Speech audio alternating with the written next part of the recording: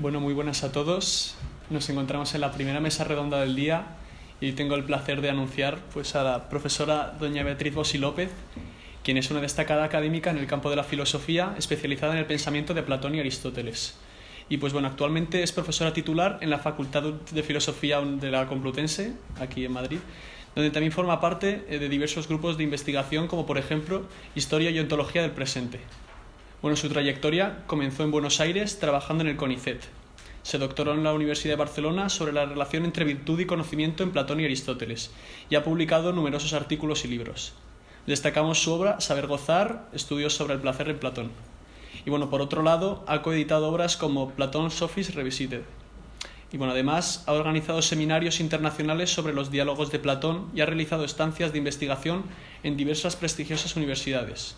También aprovecho para recordar que la profesora Bossi ha dirigido la organización del próximo 24º Simposio Platónico sobre el Teteto de Platón, que tendrá lugar en esta facultad del 5 al 9 de mayo este año.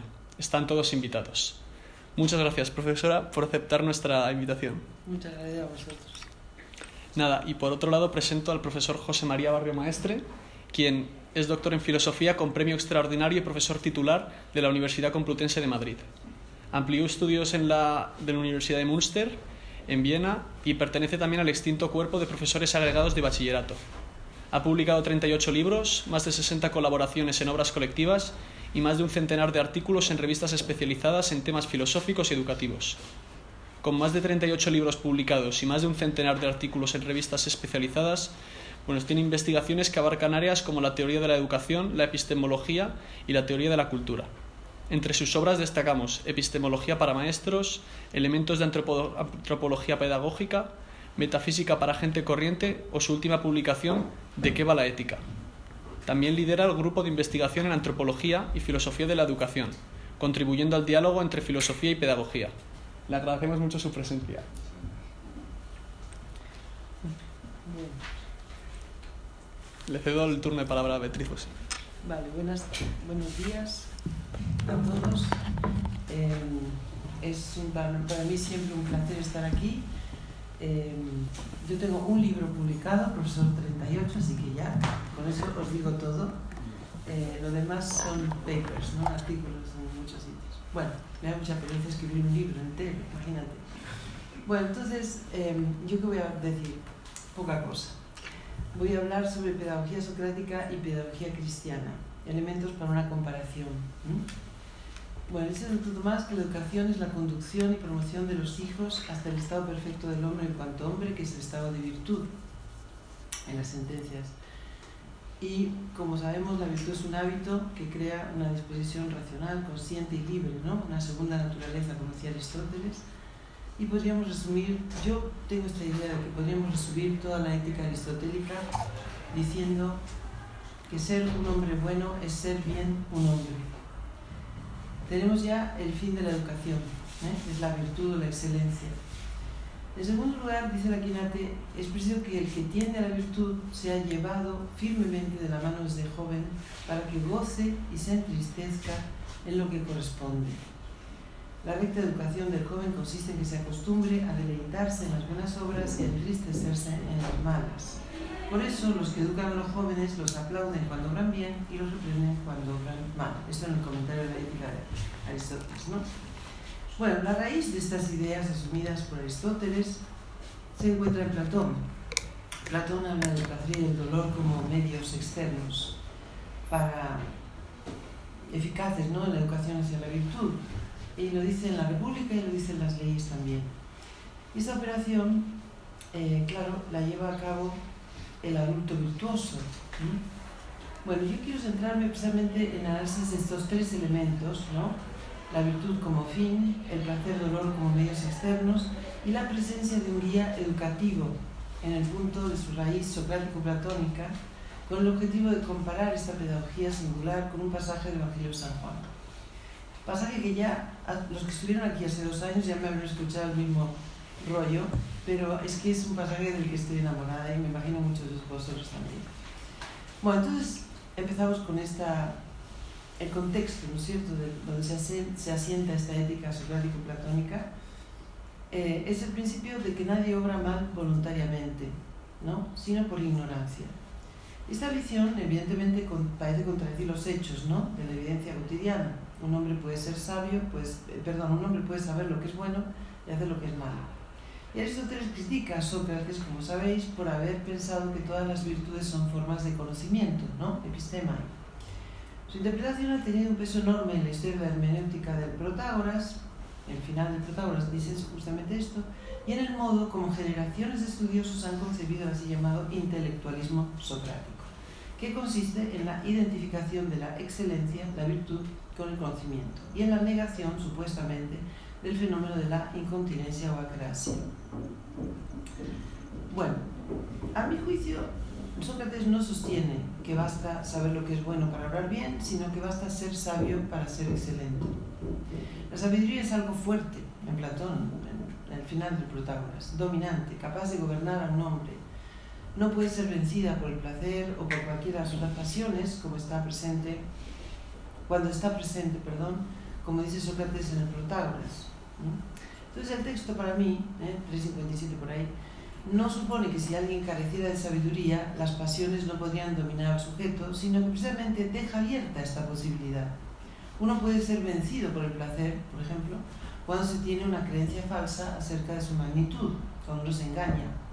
De modo que la virtud no es mero conocimiento teórico o teorético sobre lo que es bueno, sino que es definida esencialmente como sabiduría. Y para ser alcanzada supone previamente una cierta praxis esforzada que lleva al sujeto a la realización de actos materialmente buenos bajo la guía de otro. Como dice Santo Tomás, esta praxis debe contar con la inteligencia y la voluntad, de modo que no sea un cumplimiento mecánico, ¿no?, obviamente.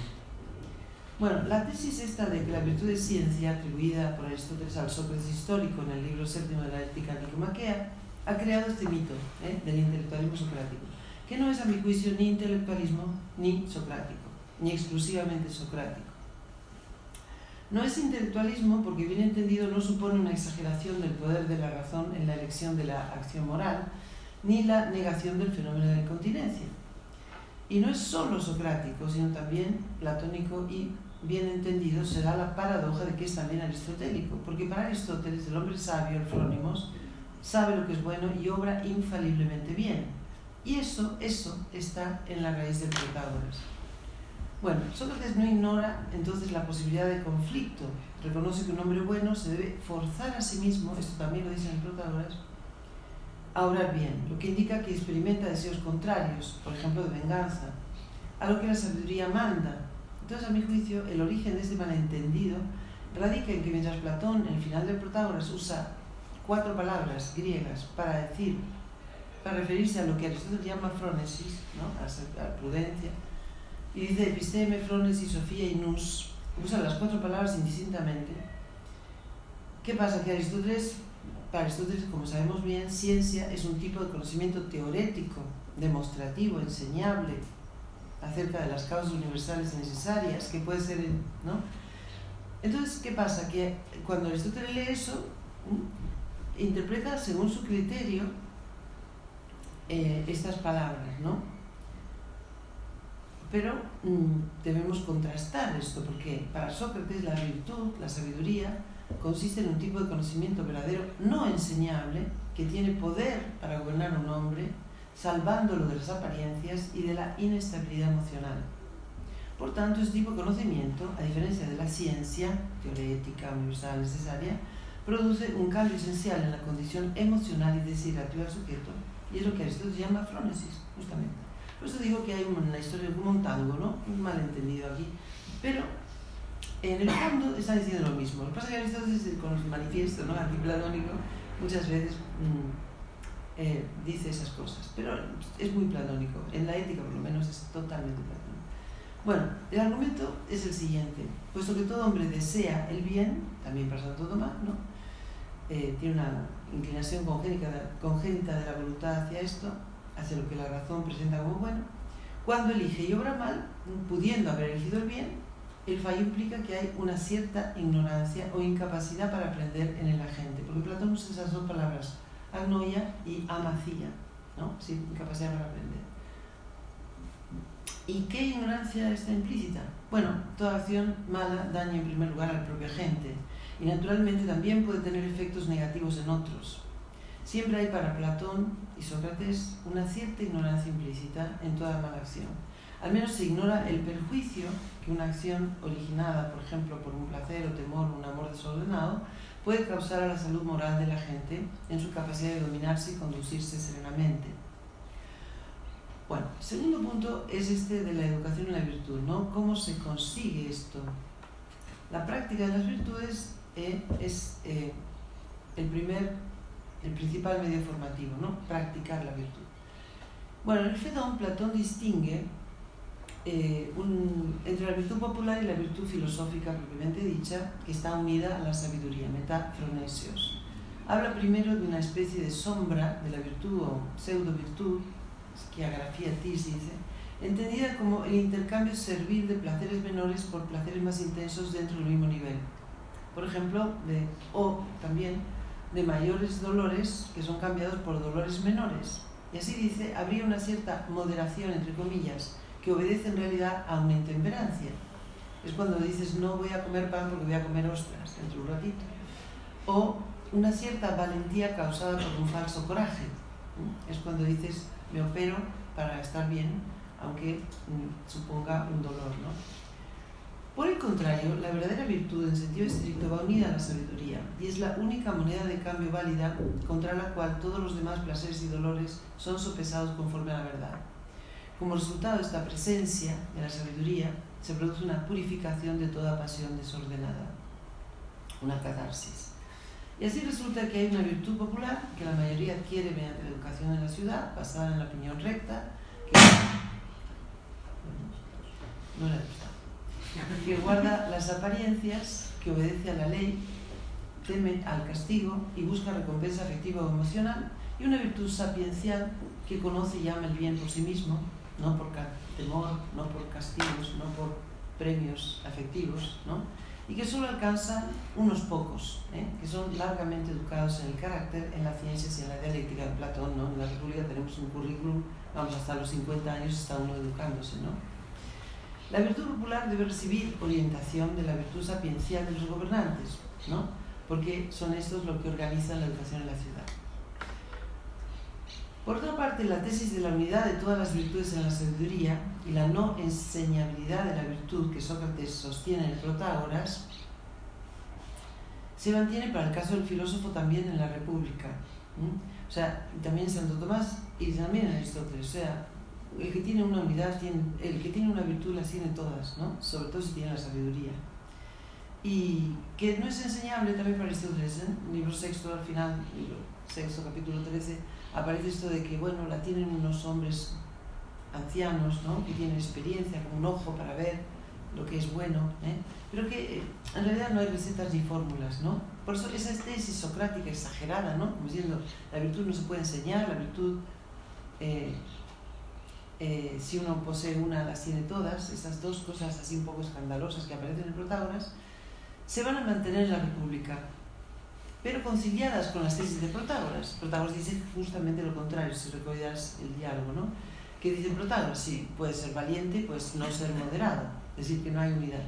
Y puedes, la ciudad enseña lo que es, la ciudad mediante castigos y premios y la ley, los tutores, los maestros y los padres enseñan lo que es la virtud. Entonces parece como que el Protágoras termina ahí con dos personajes que se enfrentan, ¿no? Sócrates ahí con esta cosa un poco rara que dice, ¿no? Y Protágoras commonsensical, absolutely, que dice justo lo contrario. Estas dos posiciones que están enfrentadas en Protágoras se ordenan en la República, ¿no? Y en la República es verdad lo que dice Protágoras y es verdad lo que dice Sócrates, pero no para la misma persona, O sea, lo que dice Protágoras vale para la virtud popular y lo que dice Sócrates vale para la virtud del filósofo, es decir, ya la virtud unida a la sabiduría de lo que es el bien y lo que es el mal, y el que tiene la sabiduría tiene todas las virtudes. Bueno, esto es lo que más o menos ocurre, ¿no? Bueno, Platón, claro, en la República tiene esa esperanza, ¿no? Parece tener esa esperanza de que por medio de un proceso, como dijimos, el currículum largo, riguroso, prolongado, unos pocos tengan acceso a la sabiduría que en su grado más alto coincide con la dialéctica platónica. Pero, ¿qué pasa? Que la sabiduría es misteriosa, no es una fábrica de hacer, ¿no? Sabios. No se sigue mecánicamente de un currículum, aunque todo eso puede favorecer, no es como las condiciones necesarias, pero no siempre suficientes, ¿no? De esto se da cuenta Platón después en los otros proyectos políticos, ¿no? En el político y en las leyes. Entonces, ¿por qué? Y bueno, un poco lo anticipa en la República, dice, en realidad no es un contenido a aprender la sabiduría, no es como la tabla del 2 o el teorema de Pitágoras, ¿no? Es una capacidad para discernir que procede de la experiencia, dirigiendo la mirada intelectual hacia lo superior, ¿no? En el caso de la República, que es lo superior, para Platón lo sabemos, las formas, ¿no? Pero no resulta inmediatamente evidente por qué tal conocimiento asegura la sabiduría y trae como consecuencia una práctica recta, ¿no? Pero esto mismo vuelve a aparecer en el banquete, ¿no? ¿Se acuerdan ustedes de la escala Amoris, ¿no? Que uno se enamora primero de un cuerpo bello, luego varios cuerpos bellos, luego de un alma bella, luego varias almas bellas, luego las instituciones, luego la ciencia y luego ya un mar de belleza universal donde todas las cosas se unifican, ¿no? En la idea de belleza o de tocador, ¿no? Que en griego es lo bello y lo noble a la vez, o sea, lo que brilla, ¿no? Bueno, y sin eso parece como que no podemos llegar a la sabiduría, ¿no?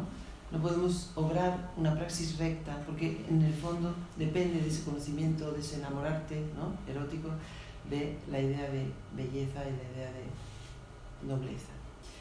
Bueno, Platón también tiene esta idea de que la autoridad de la razón es un servicio, ¿no? Por eso en la República esto de las partes, la razón tiene que gobernar, pero no porque ella es una déspota y una represora con todo lo demás, sino porque tiene la visión de conjunto, ¿no? Y las otras partes no quieren esto aquí y ahora inmediatamente, ¿no? Entonces dice, cuando el alma íntegra sigue a la parte filosófica, la razón, sin disensiones internas, sin conflicto interno, sucede que cada una de las partes hace en todo sentido lo que le corresponde y que es justo. Es decir, hace lo suyo, lo hace bien, y recoge como frutos los placeres que le son propios, que son los mejores en cuanto es posible, los más verdaderos. Pero cuando es alguna de las otras partes la que prevalece, le sucede que no hay el placer que les es propio y fuerza a las otras, ¿no? La pirámide al revés, fuerza a las otras a perseguir un placer que les es ajeno y que además no es verdadero, ¿no? O sea que si la razón que tiene la visión de conjunto gobierna, cada parte encuentra su satisfacción, su placer. Bueno, en las leyes Platón repite la idea de que la educación de los niños consiste en la crianza adecuada en el placer y el dolor, de modo que aprendan a odiar lo que debe ser odiado de principio a fin y a amar lo que debe ser amado. Todos los textos estos puedo decirles, estoy ahorrándome todas las páginas de Stephanus, pero si las queréis, aquí están, ¿no? Es decir, que lo que es justo, razonable, conforme a la ley, por medio de... ¿Cómo hay que hacerlo esto? Bueno, dice, por medio de bellas palabras de encomio, de las acciones propias de los hombres moderados, valientes, buenos, adornadas del juego. Platón siempre insiste en esto del juego serio, ¿no? Como que hay que educar a los niños en el juego serio porque tiene un objetivo, ¿no? Es un juego tonto. El ritmo y la música apropiados, como ya sabemos. Aunque la motivación intrínseca positiva, la vía amoris, aparece como la más apropiada para la virtud, también Santo Tomás, claro, él acepta el valor formativo de la motivación negativa y de la extrínseca en cuanto caminos de preparación para la primera, ¿no? Santo Tomás habla de los medios positivos, el placer, el beneficio, el honor a la... En fin, estos como premios para los niños, ¿no? Sobre todo emocionales, placer emocional, el honor de la virtud, ¿no? Hablar, y los medios negativos también, ¿no? Que también los griegos, por supuesto, han desarrollado, ¿no? La vergüenza, la humillación, el deshonor, ¿verdad? Esta parte que en el siglo XXI parece que nos hemos olvidado, ¿no? O sea, todos premios fenomenal, pero lo de la humillación, nada. Platón permaneció fiel a esta alternativa hasta el final. O bien uno sabe y ama lo que la razón prescribe, o realmente no sabe. Dice él, si odia lo que la razón determina que es bueno. Y esta discordia entre el placer y el dolor por una parte y la opinión conforme a la razón por la otra provoca la extrema ignorancia. Esto lo dice en las leyes 689. El no saber soporta el no saber soportar fatigas, temores, aflicciones, lleva su castigo en sí mismo. Nos convierte en seres semejantes a los malvados, dice Platón. El dominio, los impulsos hacia los placeres y el deseo de evitar cometer injusticias han de lograrse no por abstención, sino por el ejercicio de la lucha, ¿no? O sea, combatir, guiada por la razón, con arte, sea jugando o seriamente. Bueno, ahora dejamos un poco este contexto platónico en general y vamos a Sócrates. Vamos a concentrarnos en Sócrates y en Sócrates en el diálogo que vamos a desarrollar en el próximo convenio. Ahora nada, dentro de un mes van a venir como 140 investigadores sobre el Teteto. Vamos a trabajar el Teteto. Y aquí yo me voy a detener porque, claro, el Teteto es donde Platón habla de la mayéutica, del método, ¿no? Socrático por excelencia. Bueno, pero es un peculiar profesor este Sócrates, ¿no? Porque, bueno, el educando es el principal agente del proceso formativo, por supuesto, tanto para Platón como para Aristóteles, como Santo Tomás, porque tiene nous, tiene intelecto y sobre eso hay que actuar, ¿no? Bueno, el intelecto, Sócrates se declara una vez más, para variar, estéril en sabiduría. Parece que el guía no sabe, ¿no? Más bien habría que decir que simula no saber, porque parece que deliberadamente retiene o esconde lo que sabe o intuye para que los jóvenes descubran por sí mismos la verdad. Y paradójicamente su preguntar es esencial para ayudar al interlocutor a dar a luz sus propios conocimientos, de los cuales no será consciente hasta que Sócrates los induzca y los someta a examen. Y esto lo recordamos porque luego viene nuestro Señor usando la misma idea, ¿no? Él lo sabe todo, pero le hace unas preguntitas a Pedro que van a ser bastante importantes, ¿no? Igual que Sócrates, yo creo que aquí hay un Sócrates que dice no saber, etcétera, pero que en realidad sí sabe, ¿no? Pero el objetivo, por eso el profesor que tiene que hacer es el tonto, tiene que hacer el tonto que no sabe. Entonces, a ver si por medio de una inducción de preguntas es posible que el alumno saque a la luz lo que tiene y lo examinemos, ¿no? Claro. Bueno, pero además de esto, en el Teteto dice Sócrates que ha de proferir encantamientos para aliviar a Teteto de los dolores del parto y hacer que el joven saboree todas las perspectivas de los sabios, entre comillas, hasta que consiga sacar a luz su propia doctrina, al tiempo que lo estimula a tener confianza y a contestar animosa y valientemente a sus preguntas. Así resulta que el educador, en este caso, se presenta como un encantador que propone tesis controvertidas y deja perplejo a su interlocutor, como Pedro también se queda perplejo, quien en ocasiones le pregunta si tales perspectivas, Teteto le dice, pero Sócrates, ¿tú te crees esto? Me lo está preguntando a mí para probarme, ¿no? O sea, es listo Teteto.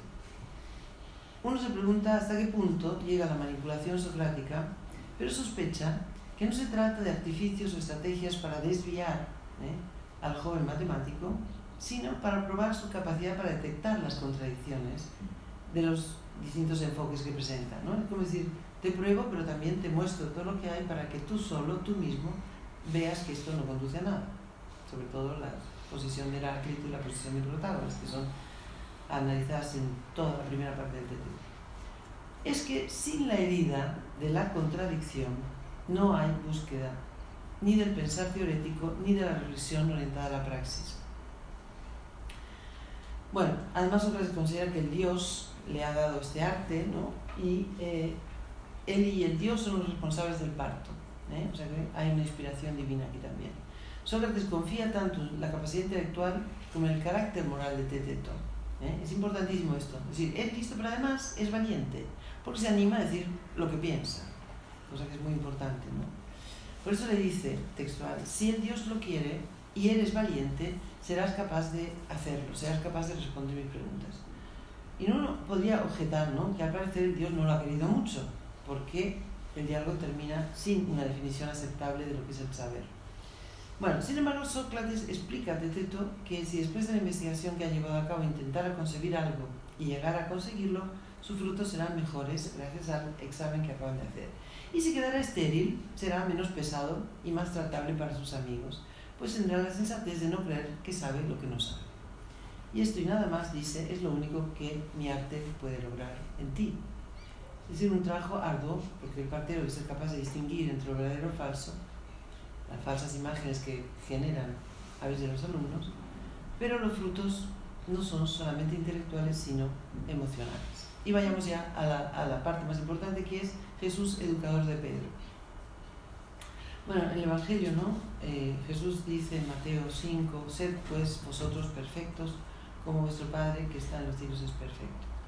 Para Platón, la imitación de la divinidad, que también aparece en Teteto, ¿no? Habla de la homoiosis de uno, que es como hacerse semejante a Dios, pero por la vía del intelecto. Es decir, bueno, dice, hacer semejante a Dios, metáfrones, otra vez unida a la sabiduría, porque con la sabiduría uno puede volverse justo y piadoso, dice. En esto consiste imitar a Dios, volverse justo y piadoso, intentando imitarle en su intelecto y en su sabiduría, ¿no? Bueno, la diferencia entre el Dios de Platón y el Dios del Evangelio obviamente reside en que la sabiduría, aunque es atributo divino por supuesto en ambos contextos, no es el camino que se privilegia en el segundo, sino algo que está ausente del contexto griego, el amor misericordioso. La sabiduría misma es un don del Espíritu Santo, ¿no?, que se alcanza a la perfección del modo de amar. Trata de un amor diferente del conocido hasta entonces, porque contiene un enigma que está completamente ausente del mundo griego, y me refiero, por supuesto, al misterio de la cruz. Dios Padre, tras comprobar la fidelidad de Abraham, le prohibió matar a su hijo Isaac, pero él mismo aceptó el sacrificio de su divino hijo para redimirnos. La cruz no puede ser aceptada por los griegos, ni tampoco por los judíos, tampoco por el filósofo griego que todos llevamos dentro. Hay algo absurdo, ¿no?, en la cruz que la razón no quiere asumir, ¿no? El sacrificio, la renuncia, la entrega, la humildad. Y sin embargo, la cruz es el instrumento para aprender a amar de verdad. Y de ella se vale Dios para divinizarnos, para enseñarnos su modo peculiar de amar. Quien acepta esta locura, poco a poco va comprendiendo y experimentando la alegría de la cruz. No solo porque la cruz lleva a la vida eterna en presencia de Dios, es decir, a la presencia de Dios para siempre, sino porque conduce a vivir en el reino ya en la tierra. En la persona divina de Jesucristo, Dios hace primero lo que pide. Él se niega a sí mismo a aceptar encarnarse. La encarnación es otro escándalo para la razón, ¿no? Un Dios que decide habitar un cuerpo, un rey que quiere nacer en un establo, que acepta la vulnerabilidad propia de la humanidad y el anonimato. Es parte de la pedagogía divina para descubrirnos la libertad de la sencillez, la fuerza de la humildad, la alegría de la verdad. Pudiendo ponerse por encima nuestro infinitamente, elige ponerse a nuestra altura, ¿no?, rebajarse a nuestra condición. Todo en él es invitación, propuesta y pregunta, nada de forzarnos, ¿no? Es el corazón libre que dice sí o no. Nuestra fe no se funda en un contrato de compraventa, en la promesa del cielo, ¿no?, sino en la pura gratuidad amorosa de Dios, que nadie nos rebaje a comerciantes. Se espera un amor heroico, como el de Cristo por nosotros.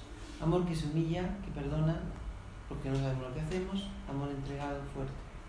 Cuando vivimos una relación humana semejante, hay plenitud en el alma. Cuando nos concede el Señor una comunión semejante con Él, conocemos una paz que no es de este mundo. Tenemos seguridad en medio de la incertidumbre, confianza en medio de la adversidad. La cima en este camino ascendente es desear cumplir su voluntad desde nuestra libertad, aunque pueda parecernos imposible, absurdo o irracional. Porque ese Dios nuestro es una persona con la que uno se encuentra. Pues eso no es un conjunto de dogmas, obedecer mandamientos, ¿no?, que también, pero solo en el nivel básico, ¿no? En esencia eso no nos alcanza ni nos mueve, ¿no? Nos mueve lo mismo que a Él, ¿no? Nos mueve el amor verdadero, gratuito, generoso, porque sí. Es nuestro talón de Aquiles, nuestra bendita debilidad. Y cuando uno se atreve, cuando uno se entrega, cuando uno obra con coraje, empiezan a producirse cambios, ¿no? Casi imperceptiblemente empezamos a vencer miedos, debilidades, aparecen signos, evidencias, ¿no? Son estos mensajes cifrados en nuestra vida de esa pedagogía divina, incluyendo cruces, nuestras oportunidades. Bueno, vale la pena renunciar a lo que nos impide gozar de esa paz, de esa certeza invencible que da sentido a nuestra vida, la pone patas arriba, la ordena y la renueva. La paz viene de Dios, todo desánimo, toda agitación vienen del amor propio o de ese doctor en teología, como diría Borges, sofista experimentado, padre de la mentira, que nos tienta, que busca enredarnos, acusarnos, desanimarnos, agitarnos, sembrar sospechas, dudas en nuestra cabeza y en nuestro corazón.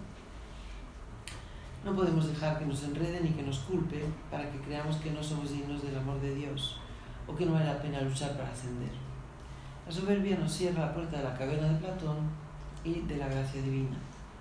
En nuestra época narcisista, ¿no?, de niños malcriados, de hombres inmaduros, de amores de compraventa, de intereses mezquinos, de resultados inmediatos, de placeres ficticios, es quizá más necesario que nunca ejercitarnos en la humildad, más en Cuaresma, ¿no?, la perseverancia, la confianza y una sana y alegre austeridad. Bueno, entonces, para terminar, quisiera comentar ese pasaje famoso, ¿no?, donde se evidencia esta pedagogía divina con Pedro a través de las tres preguntas casi idénticas. Me refiero a Juan 21, 15 y 19. La tercera aparición del resucitado. Pedro y unos cuantos habían salido a pescar por la noche, pero no consiguen nada.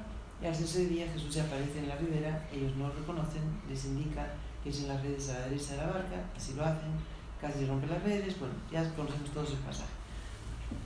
Entonces Juan le dice a Pedro: es el Señor. Él, con su cuerpo glorioso, come con ellos. Y aquí habría que apuntar otra escandalosa diferencia con los griegos, ¿no? El cuerpo es digno de ser recuperado tras la muerte. Y no sabemos cómo, pero es un cuerpo que come, respira, atraviesa puertas y paredes, en fin. Al finalizar este magnífico desayuno, Jesús hizo tres preguntas a Pedro, tres preguntas que borrarán las tres negaciones del discípulo. Tres preguntas en las que lo confirma como pastor de su iglesia. Pero lo curioso del asunto es que en la tercera formulación el Señor cambia de verbo. Después de comer, Jesús dijo a Simón Pedro, cito: Simón, hijo de Juan, ¿me amas? ¿Agapás más que estos? Y él le respondió: sí, Señor, tú sabes que te quiero. Jesús le dijo: apacienta mis corderos. Le volvió a decir por segunda vez: Simón, hijo de Juan, ¿me amas? ¿Agapás? Y él respondió: sí, Señor, sabes que te quiero. Filó. Jesús le dijo: apacienta mis ovejas. Le preguntó por tercera vez: Simón, hijo de Juan, ¿me quieres? Ahí cambia el Señor. El Señor cambia el verbo, filéis. Pedro se entristeció de que por tercera vez le preguntara si lo quería. Y le dijo: Señor, tú lo sabes todo. Tú sabes que te quiero. Y vuelve a decir lo mismo, filó. Y Jesús le dijo por tercera vez: apacienta a mis ovejas. Es decir, que en la tercera pregunta reemplaza el verbo amar, que significa amar incondicionalmente, amar no solo con el sentimiento, sino con las emociones, con la voluntad, por el bien del otro, aunque duela. Es el verbo que se usa para todas las formulaciones en que se nos ordena amar a Dios, al prójimo y a los enemigos. El verbo en el que se puede fundar el sacramento del matrimonio, ¿no? El verbo que puede prometer ante la enfermedad y la adversidad seguir amando. Entonces se reemplaza este agapao por fileo. El Señor lo reemplaza, ¿no? Diciendo: bueno, Pedro no puede amarme incondicionalmente como va a tener que amarme incondicionalmente, pero de momento no puede, ¿no? Entonces vamos a replantear la pregunta de manera que él pueda responder y que yo pueda hacerle el jefe de la iglesia. Y entonces este verbo fileo, claro, significa querer con el sentimiento, ¿no? Es precisamente el que Pedro ha usado para responder las dos veces anteriores. El Señor, que lo sabe todo, insiste tres veces con su pregunta, ¿no? Y puedo pensar que se lo pregunta para que Pedro se dé cuenta de lo que él mismo siente y para que sepa que es necesario amar incondicionalmente para apacentar las ovejas, es decir, para dirigir la iglesia. Amar hasta dar la vida. Pedro se entristeció, ¿no? Claro, tercera vez, pero seguramente pensó que desconfiaba de su palabra. Pero en la tercera pregunta el Señor no le pregunta lo mismo, ¿no? Ya le pregunta no si lo amas, si lo quiere. A lo que Pedro responde afirmativamente por tercera vez, y el Señor por tercera vez le ordena apacentar las ovejas. El Señor, que lee el corazón de Pedro, se compadece de él, porque como Pedro aún no puede contestar que lo ama, sino solamente que lo quiere, él se conforma con su respuesta y le entrega de todos modos el gobierno de la iglesia y la llave del reino. Al que lo había negado tres veces, le pregunta tres veces, y en lugar de recordarle que lo ha traicionado tres veces, que lo queríamos nosotros, y que lo va a reemplazar por otro, un poco mejor, como cabeza de su iglesia, lo confirma tres veces en su puesto. ¿Qué nos dice este pasaje a nosotros? Bueno, primero que el Señor tiene compasión, ¿no? Y cuando la demanda es demasiado grande para nosotros, adapta la cruz al tamaño de nuestras espaldas para que podamos cargarla. Nos da tiempo, ¿no? Espera nuestro amor en la medida que podamos y queramos dárselo libremente. No importa cuánto lo hayamos negado, no importa cuánto hayamos vivido según el mundo. Si nos hacemos pequeños, si pedimos perdón, su misericordia nos recibirá siempre. Llegará Pedro a amar y también a agapar al agapao, ¿no? O al agapó, y también a dar su vida. Y Jesús se lo anuncia a continuación, le dice, te llevarán donde no quieras. Pero lo importante es que acepta lo que Pedro puede darle ahora, y permanece fiel a su promesa a pesar de la traición. Bueno, vamos a las conclusiones. En Platón, el bien es la unidad, ¿no? La unidad interna del alma por lo superior, por el gobierno de la razón, que ve el conjunto del alma y la sirve dando a cada parte lo suyo del modo más adecuado, porque sabe lo que es mejor. Si abandonamos la verdad, en esta época nuestra, ¿no?, de que la verdad es la posverdad de esta historia, siquiera como aspiración, el alma enferma. Se divide en fuerzas que tiran de nosotros para desplazarnos. El bien para nosotros es Dios, misterio insondable con una pedagogía que parece ir contra toda lógica. Servir, cargar la cruz, hacerse pequeño. Cuando Jesús le dice a Pilatos que su misión consiste en dar testimonio de la verdad, este le responde, ¿y qué es la verdad? Primero fue Protágoras, después Pilatos. Hoy también se cuestiona que exista la verdad, que podamos defender el realismo objetivo, que las cosas tengan una naturaleza en sí misma y que podamos conocerlas. Pero si abandonamos el amor a la verdad, es decir, la filosofía, habremos abandonado nuestra misión y se querrán casar con ella, como dice Platón, gentes indignas. Casarse con la filosofía, ¿no? Los bancos, Santander, la filosofía, bueno. Como dice Platón, gentes indignas de su noble condición, impostores, dice, bajitos y calvos, feos, ¿no?, que no la aman ni la sirven de verdad. Porque el filósofo, también lo dice en el Teteto, sabe ponerse la capa con elegancia, no sabe guisar, yo esto lo digo a mis hijos, no sabes guisar, y no sabe tampoco hacer la cama, pero sabe decir las cosas, decir las cosas con elegancia y ponerse la capa con elegancia. Bueno, entonces volviendo, tenemos que tomar posesión de la filosofía, porque si no, vendrán estos otros que hablan de ella como arrastrándola por el fango. Bueno, a Sócrates, servidor de Apolo y de Dionisos, Atenas lo condena por impiedad. A Sócrates, servidor de Apolo y de Dionisos, un Dionisos purificado, ¿no?, como está en Fedón. Bueno, los vacantes que llevan el tirso. Bueno. Al Hijo de Dios judea por blasfemia. Bello es el riesgo, dice Platón en el Fedón, de creer en una vida tras la muerte, porque ordena y da sentido a nuestra vida presente y alimenta una buena esperanza, ¿no? Una buena esperanza. Aparece 77 veces la palabra esperanza en el Fedón. Y siempre habla de la buena esperanza, para alcanzar, cuando se produzca esa separación del cuerpo, alcanzar la serenidad, habiendo cumplido la misión de la filosofía, que es el servicio al Dios, sobre todo a Apolo, pero bueno, el Señor es camino, verdad y vida. Quien ame la verdad filosófica y se atreve a probar el camino de esta otra verdad, con mayúsculas, recibirá el siendo por uno. Encontrará antes o después una paz que no abandona.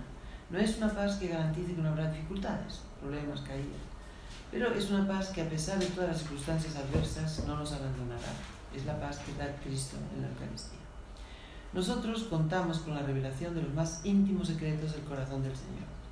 En la última plegaria al Padre antes de ser arrestado, Juan 17, Jesús ora por los suyos, pide que seamos uno entre nosotros, que nos proteja del maligno y que seamos suyos por medio de la verdad.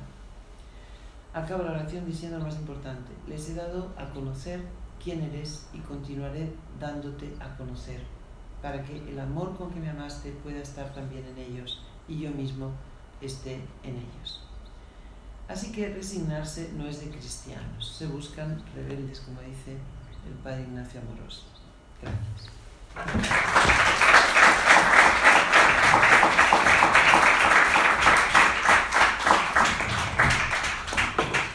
Bueno, muchas gracias, Beatriz, por la intervención.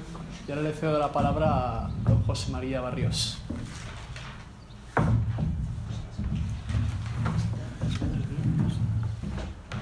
Muchas gracias por la invitación, tan amable como siempre, a estas jornadas que para mí son un privilegio participar en ellas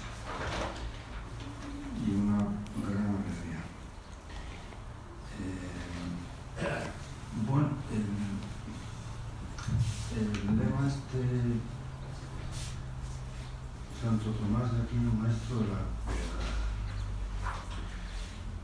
parece muy interesante, muy oportuno. Y bueno, y dentro de esta sección, esta mesa más o menos dedicada pues, a la cosa educativa, no, pues yo pensaba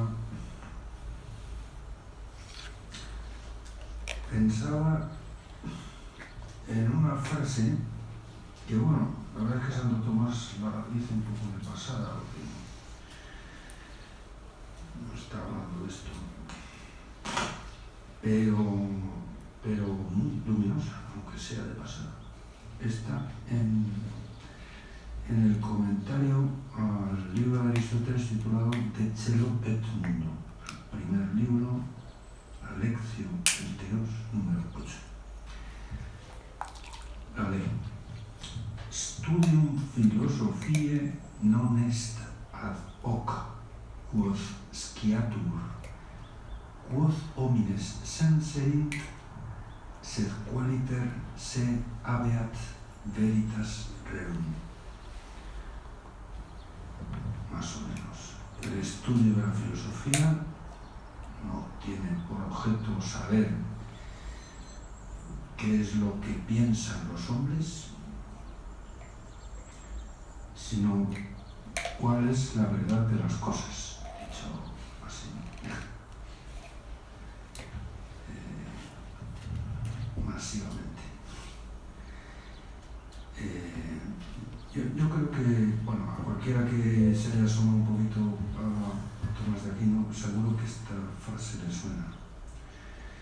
Y ya digo, aunque parezca en ese texto de forma así un poquito casual, expresa una de las fibras, yo creo que más sensibles de su pensamiento en torno a... Porque Santo Tomás sí que dice bastantes cosas sobre educación. Bueno, no solamente la famosa cuestión de veritate, la última de ellas, ¿no? La última, dedicada al magisterio. Ahí quizá se explaya más, pero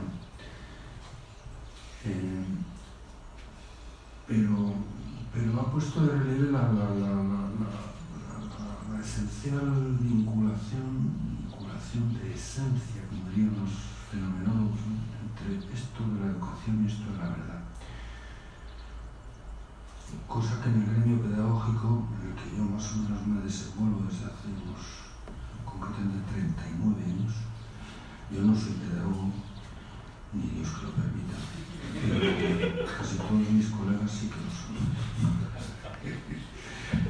Bueno, si digo alguna barbaridad contra la pedagogía, perdónenme de antemano y espero que aquí no haya ningún pedagogo. Bueno, y si lo hay, pues discutiré cordialísimo. Pero voy a decir algunas cosas que generalmente no dicen, o es más, si alguna vez me he atrevido a decírselo a ellos, me tiran tomates. Quizá con razón. Creo que esto de la educación y la verdad pues tiene una relación, yo digo, una vinculación de esencia. Más allá de lo que uno pueda ver intuitivamente, o sea, sin gran desgaste neuronal, pues no, yo creo que se percibe que usted quiere transmitir educativamente algo. Solo es posible desde la convicción, evidentemente no escéptica ni relativista, de que eso, oye usted, merece ser transmitido porque es verdad, porque es bueno. Si no, no se entiende muy bien qué hacer a alguien, no sé, enseñando o educando. Pero más allá de esta cuestión intuitiva, me parece que esta frase de Santo Tomás pone el dedo en una llaga que supura desde hace mucho tiempo, yo creo que no solamente en el gremio pedagógico, también en el gremio filosófico. Bueno, esto lo digo entre paréntesis, pero yo estoy empeñado desde hace ya unos añitos, yo diría que unos 20 años, quizá menos, pero no muchos menos. más o menos por esa época publiqué un trabajito, que la verdad es que es casi todas las cosas que yo he hecho, aunque sean libros, son folletitos, o sea, no son... Pero una cosa así un poco en plan ensayística que me lancé hace unos 15 años, por ahí, se llama El balcón de Sócrates. Y es una cierta reivindicación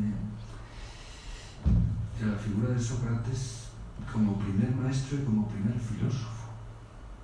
Me parece que no es nada casual que coincidan en este personaje, que digamos estas son dos índoles, ¿no? El que inició el gremio pedagógico, en términos amplios, el primer maestro de Occidente, y bueno, y el que nació en el gremio pedagógico. Evidentemente hay filósofos presocráticos, hay aperitivos, digamos, francamente interesantes, pero todo el mundo sabe que la filosofía en serio empieza con Sócrates. No sé si mi colega o si está de acuerdo, pero supongo que sí.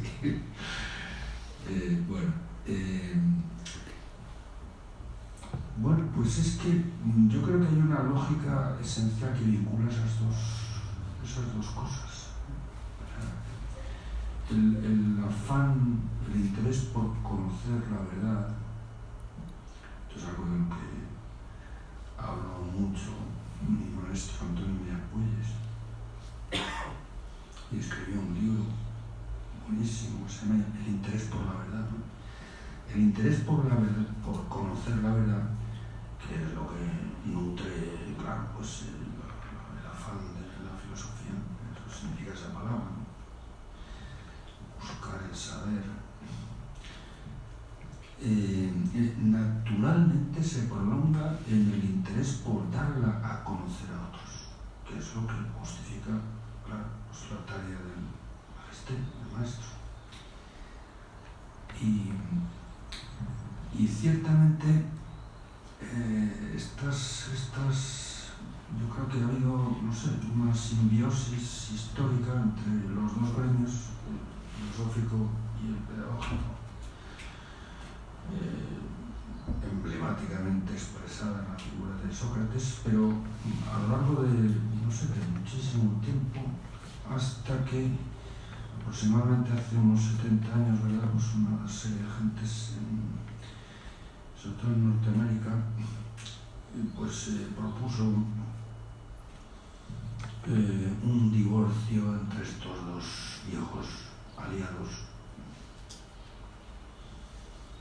que no ha traído nada más que males, me parece. Y no solamente para la pedagogía, evidentemente. O sea, una pedagogía desvinculada de la filosofía se convierte en pura ingeniería social. Sino también para la filosofía. O sea, en el fondo una filosofía que no sea capaz de verterse en una propuesta formativa, a mí me parece que le falta algo más que un hervor filosófico. Y eso Sócrates lo muestra de forma paladina. Bueno, Sócrates y los socráticos.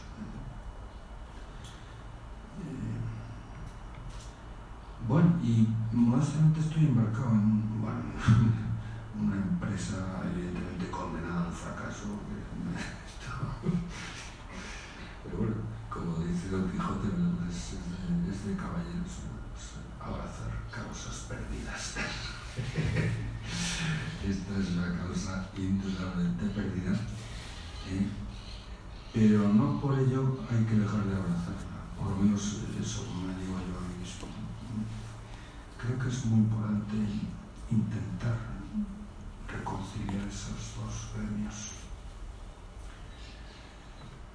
Bueno, en lo que estoy ahora trabajando precisamente es un trabajo ya un poquito más monográfico, menos, pero que sigue la senda de ese trabajito que se va a titular, bueno, si me deja la editorial, Hacia una educación filosófica, en el que expongo claramente, bueno, pues algo que a mí me parece que está muy... Vamos a ver. esto, como es un asunto que tengo muy, no sé, muy en la cabeza, pues es fácil que me despiste, pero voy a intentar ser ordenado. El sentido de esta frase que he leído de Santo Tomás yo creo que es bastante claro. O sea, el estudio de la filosofía no...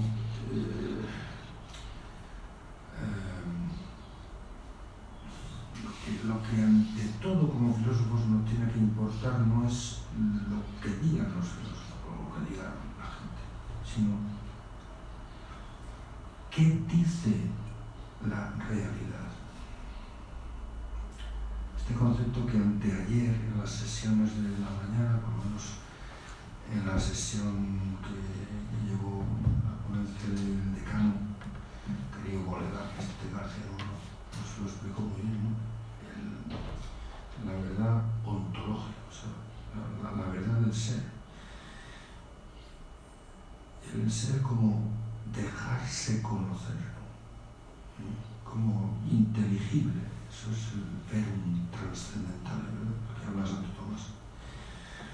Bueno, pues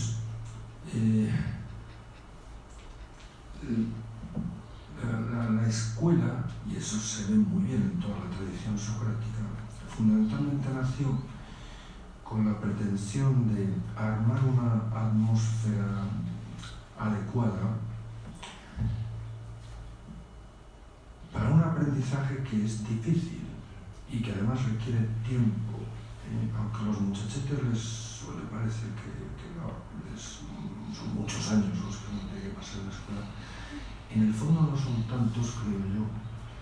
Si uno valora la envergadura de lo que se puede aprender ahí si se hacen las cosas bien, y es, oye usted, a mirar despacio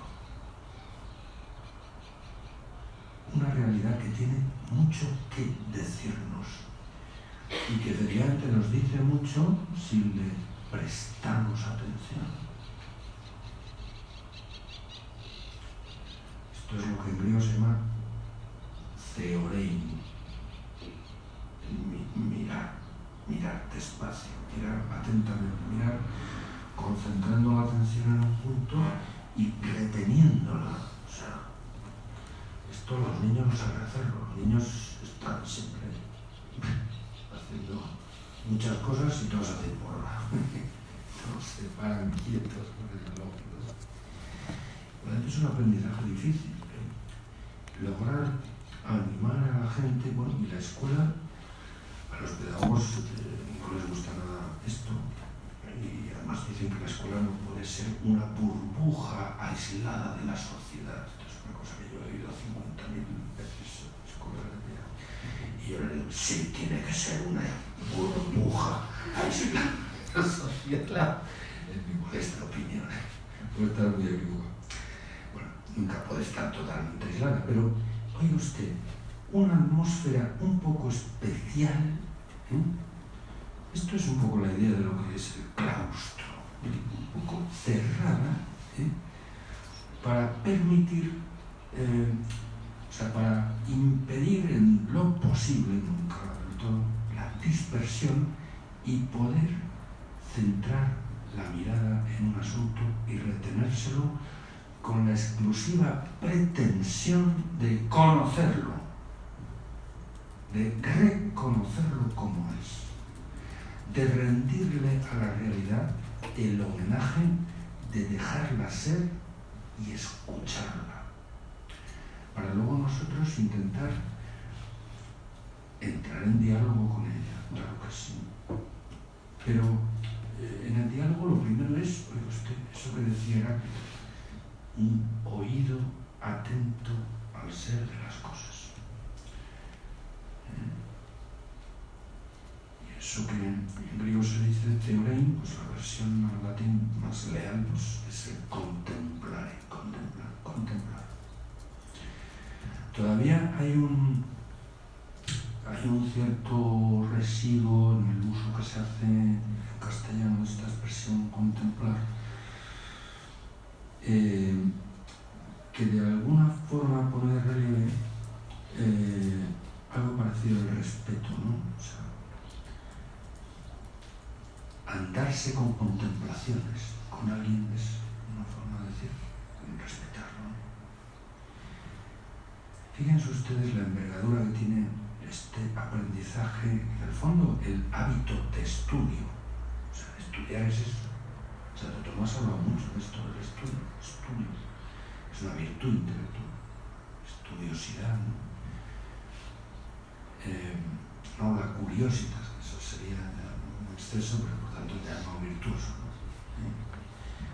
El estudio, studium, que en latín la versión más cercana en castellano sería algo parecido a esmero, atención cuidadosa, atención morosa, despaciosa, detenida, pero en la cual, en cierto modo, le estamos rindiendo, ya digo, a eso que miramos, que estudiamos, el homenaje de dejarlo ser lo que es y de intentar nosotros después decir lo que es con nuestras palabras.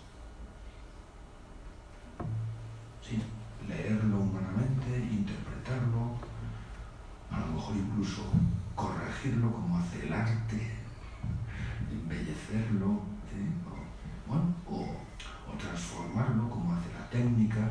Hay otros muchos lenguajes humanos, digamos, que están llamados a entrar pues en diálogo con la gramática del ser, con el lenguaje de las cosas. A eso se refiere el verum der Sinn, la verdad ontológica de la que habla Tomás de Aquino.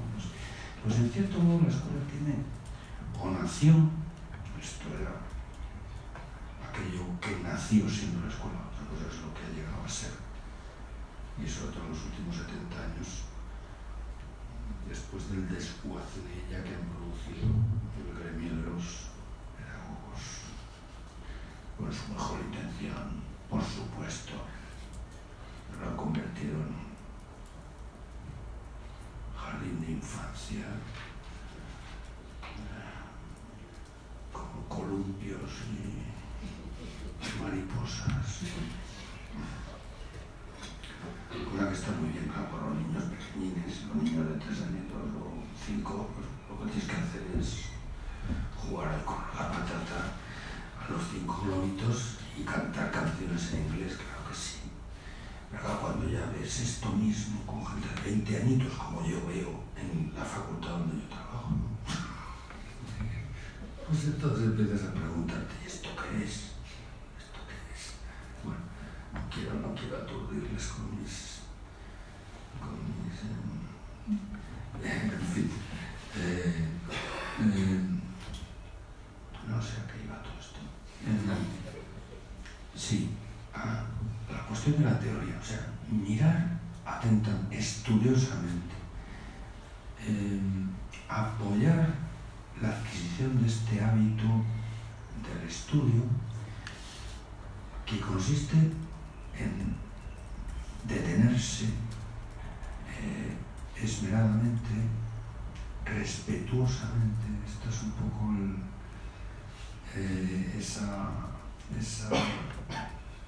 esa acepción que tiene también en castellano la palabra reconocimiento. Reconocimiento. Por un lado es conocimiento, es un conocimiento quizá enfatizado por el prefijo re, ¿no? Pero también es respeto. Aprender a tener respeto por la verdad, aprender a tener respeto por la realidad, aprender a que, que las cosas tienen unas leyes propias y un régimen propio, que lo primero que yo tengo que hacer es aprender.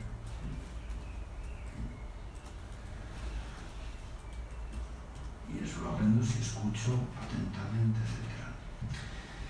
Y para eso estamos los profesores. Los profesores no somos monitores de ocio, tiempo libre, como les gusta decir a los o pedagogos o gente que está ahí. Los pedagogos llevan muchas décadas diciéndole a los pobres maestros que vosotros no tenéis nada que enseñar. Lo que tenéis que hacer es estar ahí, catalizando sinergias.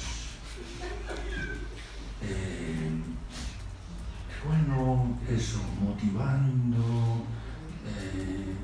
cositas monas de estas.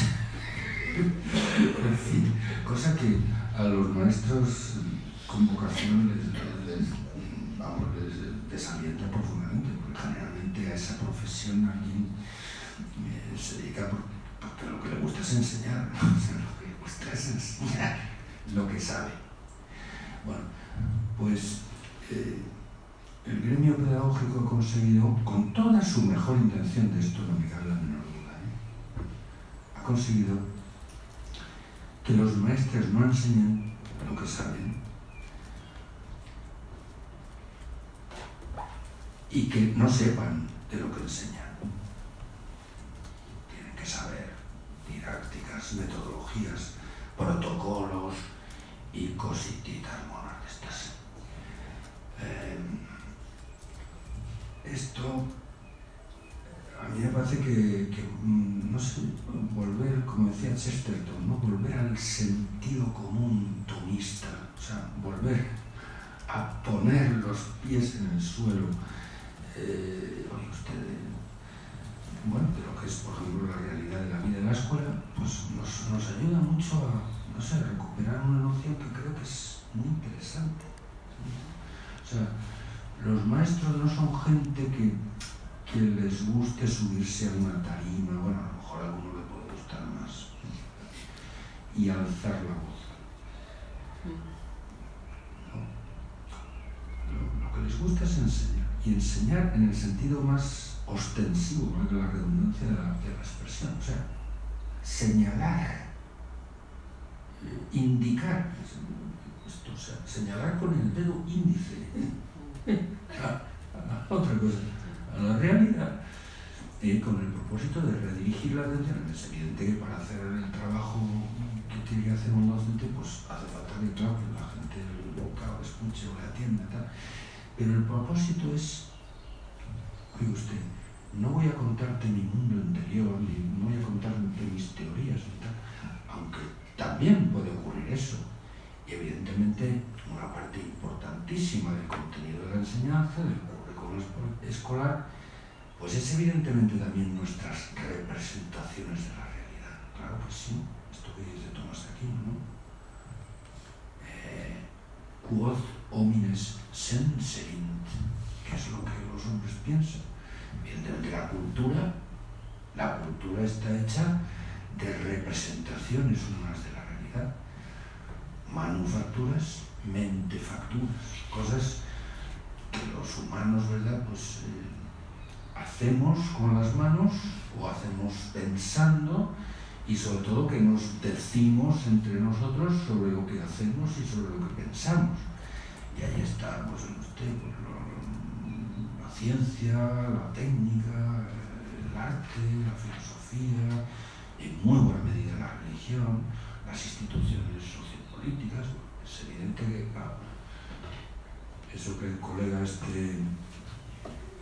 Higinio Marín, que creo que habló esta tarde, ¿no?, pues llama mundus, ¿no?, en términos amplios, pues evidentemente es, bueno, y una parte muy importante del objetivo de la escuela es, claro, esto, la inculturación, o sea, el trasvase o la transmisión, la generación penúltima a la recién llegada, pues de todo ese bagaje de humanidad vivida,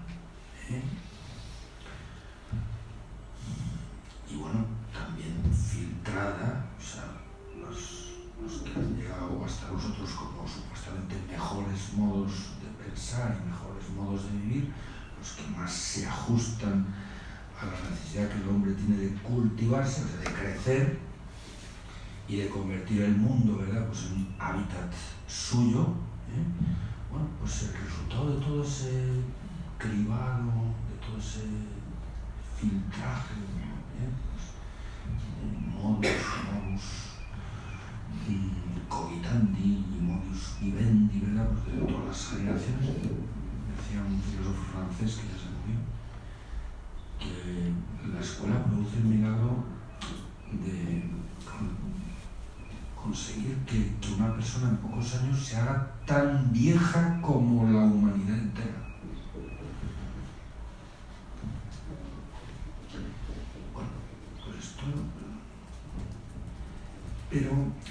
Pero yo creo que esto, insisto, visto desde el linaje de lo que es la institución académica ya desde Sócrates y los socráticos, bueno, desde la academia platónica, el liceo aristotélico, y luego ya hasta bueno, la propia universidad como institución que de alguna forma, por lo menos en su origen, lo que pretendió era recoger el testigo de lo que en su momento fue la Academia de Platón, claro. Pues siempre ha intentado esto, ¿no? Siempre ha intentado esto.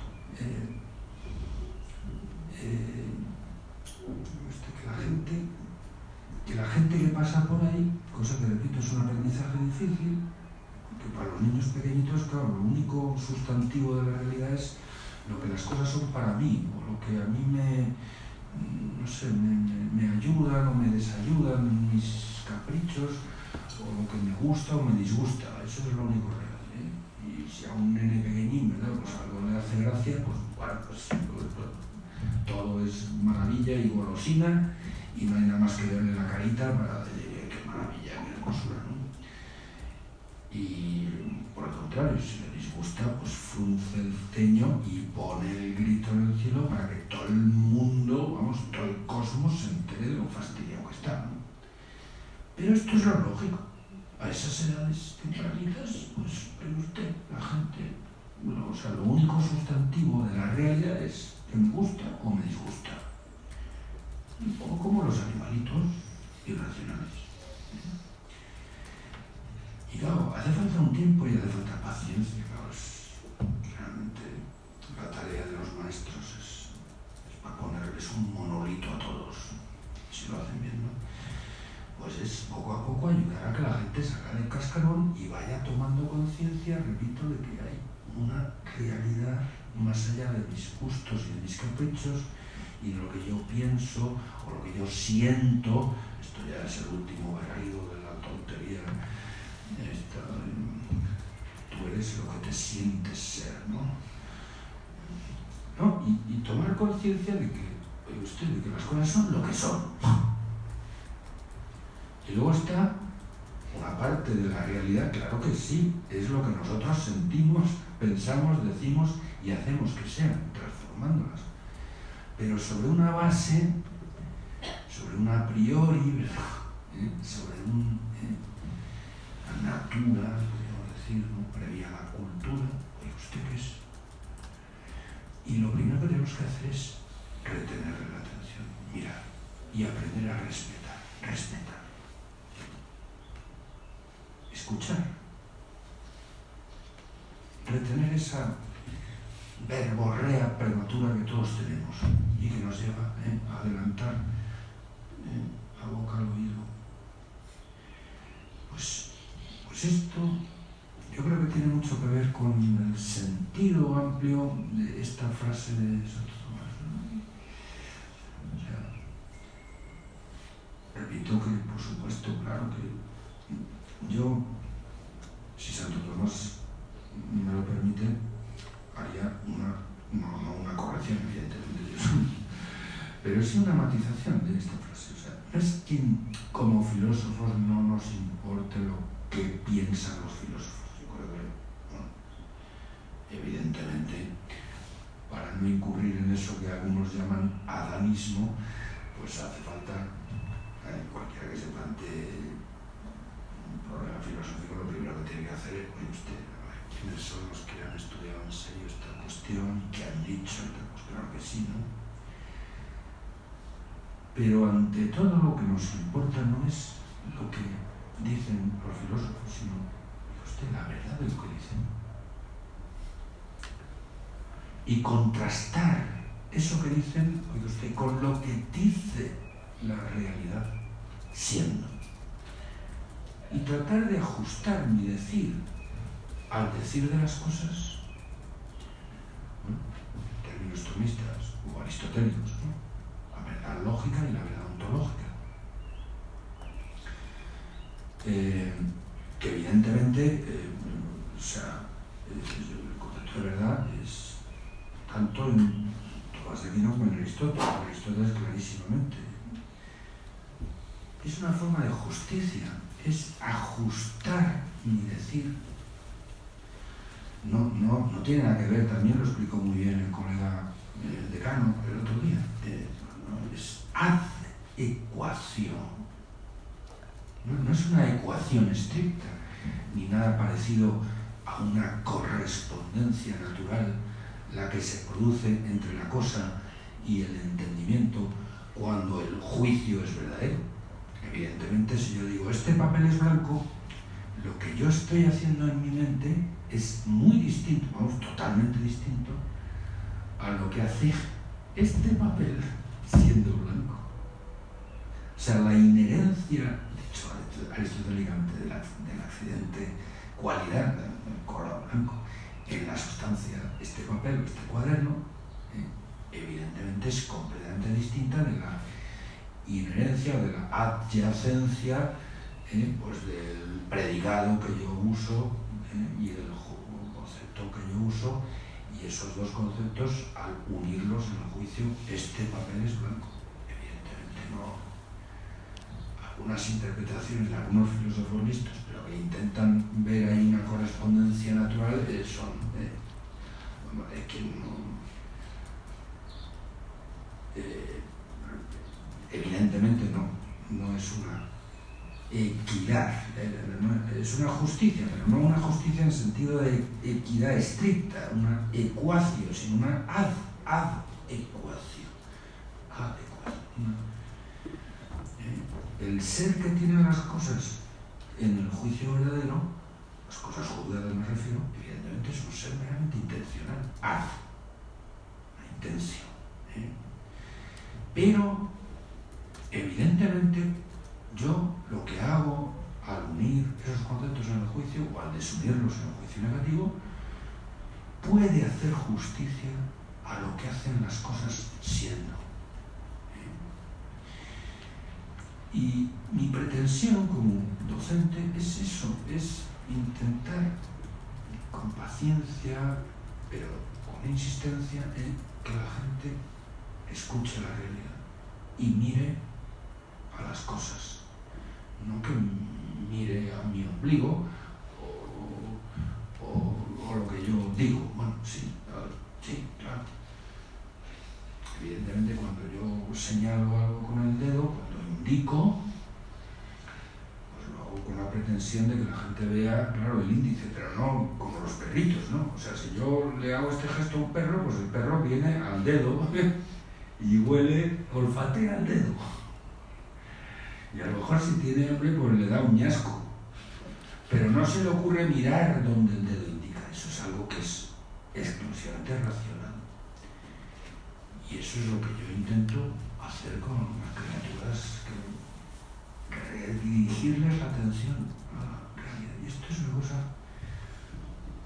pues muy importante y muy valiosa.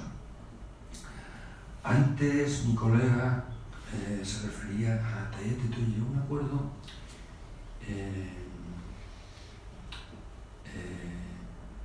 ahora mismo no estoy seguro si es en el Teéteto, creo que es en el Parménides, en el que también interviene Teéteto, me parece. Hay un pasaje en el cual Sócrates, hablando con Teéteto, le dice, pues usted no, una cosa es Teéteto que está sentado ante mí, por ejemplo, Javier. El sofista. El sofista, justo, el sofista. Una cosa es Teéteto sentado ante mí y otra cosa es Teéteto volador. Uno podría pensar, bueno, pues... Pero bueno, Teéteto volador, pues, claro, es obviamente una ficción. Y además una ficción un poco descerebrada, claro. Pero bueno, se han dicho muchas cosas sobre que los filósofos siempre están en las nubes. Bueno, el famoso broma de la criada Tracia y Andrónica, todas estas gentes. Bueno, pues uno podría hacerse la representación oiga usted, de teeteto volador, eso es un concepto que es como concepto, tan concepto como el de teeteto mesa marrón. ¿Eh? Y yo podría decir cosas verdaderas sobre teeteto volador. Por ejemplo, que vuela. Por ejemplo, que es filósofo. Puedo decir que es filósofo, que es volátil. Patentemente son juicios verdaderos que yo puedo hacer sobre la base de una representación mía.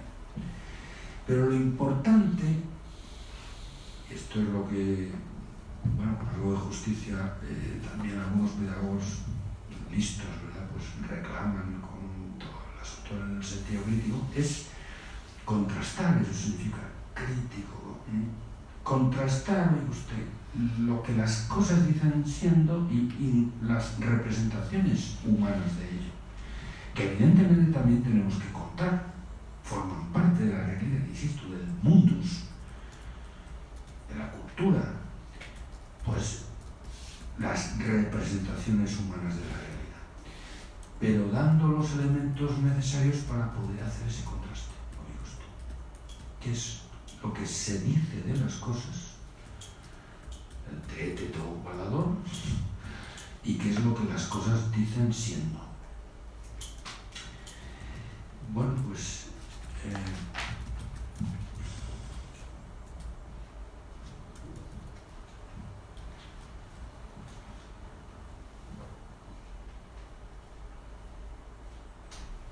yo diría esto. No sé si he cumplido o no. Sí, ¿Cómo pasa? no, perfecto. Perfecto, Sí. pues ya está. Muchas gracias a ustedes.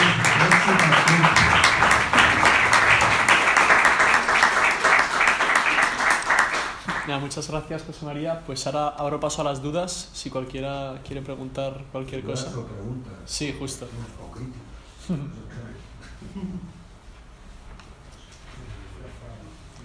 Sí.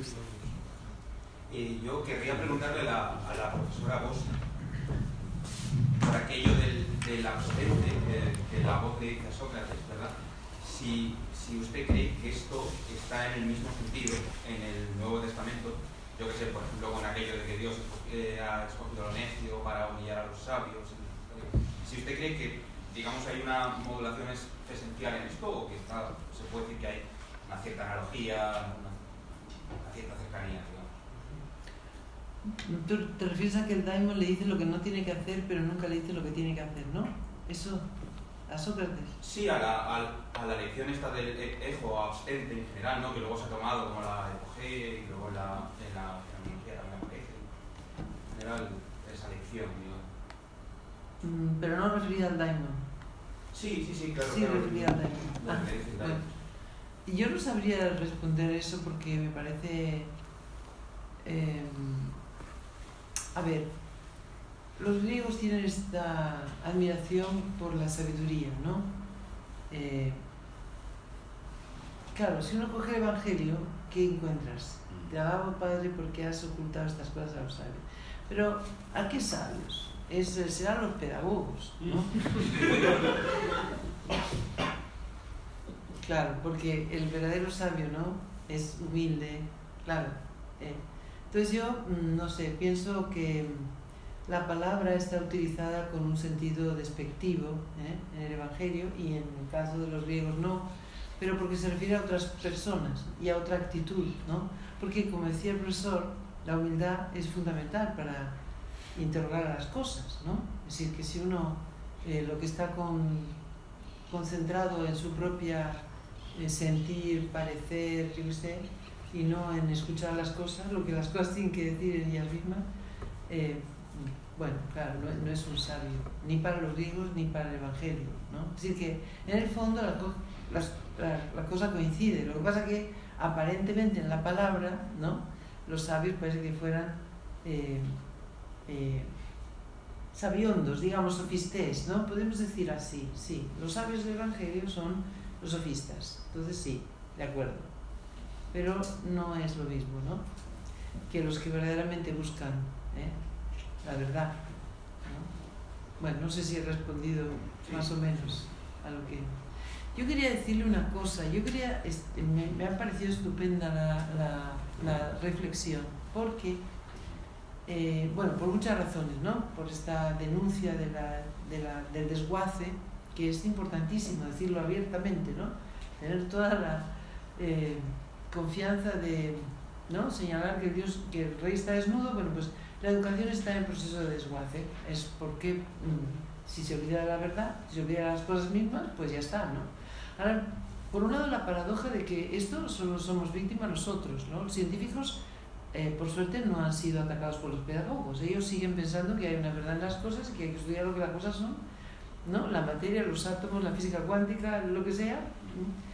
Es una aproximación a la realidad, ¿no? Por eso yo siempre digo, aunque Ortega y Gasset diga que estos pobres eran unos ingenuos, ¿no? Los antiguos, unos ingenuos, el realismo ingenuo. Yo digo, no eran tan ingenuos, porque fíjate que los científicos hoy piensan lo mismo que ellos. Es decir, que nosotros podemos conocer la realidad, incluso cuando quieren decirnos que el cerebro compone, descompone o tiene unas leyes un poco raras, ellos intentan descubrir cuáles son esas leyes para el cerebro. Incluso cuando el cerebro nos engaña o las ilusiones ópticas o lo que sea, se trata de entender lo que está pasando allí, ¿no? Incluso en los engaños que nos podamos, se trata de descubrir la verdad de los engaños, con lo cual no creo que sean tan ingenuos, ¿no? Ni Santo Tomás ni ninguno de estos. Y por otra parte, una pequeña observación sobre el teteto, porque en el teteto, cuando usted dice lo de la burbuja, a mí me parece genial, me parece genial. La burbuja tiene que ser la escuela en la burbuja. Y en el teteto, justamente, así para escandalizar un poco, Platón le encanta escandalizar, dice, bueno, es que el filósofo no sabe cuál es el camino al ágora o a la corte de justicia, ¿no? Al tribunal. Cuando termina el diálogo, Sócrates tiene que ir a buscar la acusación de Anito contra él, ¿no? Es decir, que Sócrates sí sabe cuál es el camino y Platón sabe cuál es el camino y todo el filósofo que vive en Atenas sabe dónde está el ágora y evidentemente sabe dónde está la corte de justicia y todo lo demás, ¿no? Entonces, ¿qué quiere decir con eso? Pues quiere decir eso, precisamente, la escuela es una burbuja, quiere decir, el filósofo no está concentrado en justamente toda la subjetividad enorme que nos inunda en este momento, ¿no? En donde lo importante es lo que sientas, cómo te sientas. No, tú eres lo que eres, varón, mujer, no lo que tú sientas. Tú puedes sentir lo que quieras, pero la realidad es otra, ¿no? Entonces, bueno, claro, si nos desvinculamos de la verdad y del señalar, y de lo óntico, pues enfermos perdidos, ¿no? Bueno, yo creo que para mí esas ideas, bueno, me está apuntando muchas de las cosas que ha dicho porque me parecen muy importantes y me parece que es también lo que Platón quiere decir en el Teteto, cuando dice solo el cuerpo del filósofo vive en la ciudad, ¿no? Su alma está en las cosas universales necesarias, en la ciencia, en la astronomía, en la matemática, en la física, bueno, la física la inventó Aristóteles, pero digamos, en la realidad, ¿no? Y no en los chismeríos de viejas, dice, ¿no? En estar atentos si el vecino salió, entró, subió, bajó, bueno, eso no le importa, ¿no? Porque le importa el hombre, ¿no? No importa este hombre que está aquí. Perdón porque me he explayado, pero me ha parecido muy importante. Sí, yo quisiera hacer dos aportaciones bajo mi punto de vista. No sé si es estrictamente, bueno, en primer lugar, felicitación a las dos conferencias que acabamos de escuchar. No sé si estrictamente filosóficas o teológicas o del mundus, pero en todo caso, si tenemos que buscar la verdad, pues encajaría. Respecto a la primera conferencia de la profesora Bossi, el diálogo que mantiene Jesús con Pedro, con las tres preguntas, llamamos sketches o pacientes, etc., pacientes mis ovejas, acto seguido le dice, y el Hijo del Hombre tendrá que padecer y sufrir y morir. Y entonces el mismo Pedro, que acaba de ser confirmado como piedra de la Iglesia, le dice Jesús, no lo permitiré, dice Pedro, y Jesús le dice, ponte detrás de mí, Satanás. Satanás. quiere decir, sabiduría, pero diríamos, el primer contrincante que nos encontramos. Respecto a la segunda ponencia, yo creo que el tema, diríamos, de toda esta magnífica conferencia, todas las conferencias, no solamente, diríamos, ya sé que no solamente es los pedagogos, quiero decir, hay también dentro de este mundo, o sea, yo creo que si buscamos las causas, pues que hemos llegado a estas situaciones, bueno, yo no he trabajado en el mundo de la educación, al contrario, yo he trabajado, diríamos, un poco dentro del nido del cuco, dentro del mundo financiero, con eso digo todo, ¿no?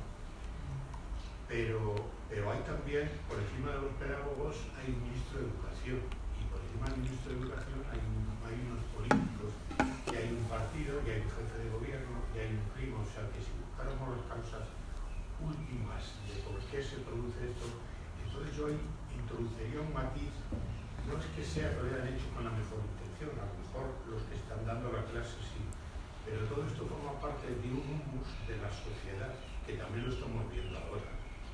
Y en el fondo, si lo analizamos, lo que está ocurriendo, hay muy pocas personas que estén dirigiendo al mundo ahora mismo, o sea que por encima de las personas que vemos todos los días en la televisión, y sin embargo nos están imponiendo un calendario que va a influir en que está influyendo en nuestras vidas, en nuestra calidad de vida, y que ha llegado, quiero decir, o sea, que buscando las causas, que yo creo que es una cosa filosófica, tendríamos que hacer extensivo, y todos a lo mejor estamos contribuyendo a eso. Modestamente aporto, o sea, que Satanás y el mundus, en sentido malo, diríamos, ¿no? En sentido negativo, ¿no? El mundo que tenemos que vivir y que tratar de educar, ¿no?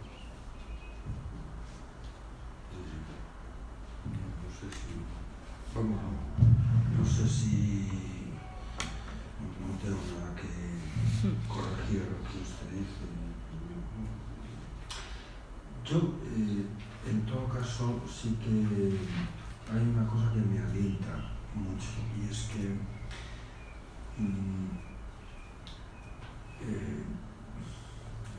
más allá de lo que digan los ministros de educación, ministras o las leyes, que son verdaderamente descerebradas, ¿no?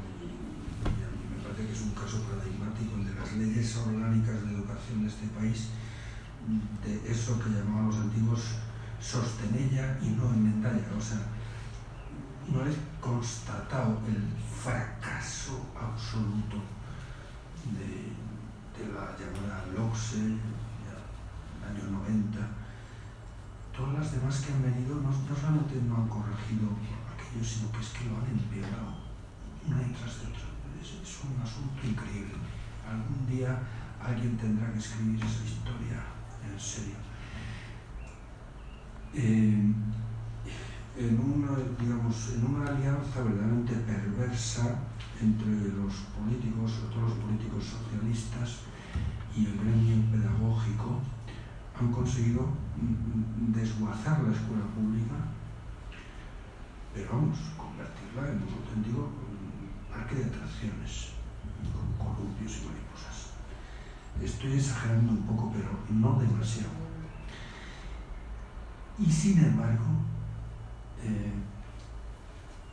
todavía hay mucha gente que sabe hacer su trabajo y que mal que bien, a pesar de todas las pegas que les ponen, lo hacen.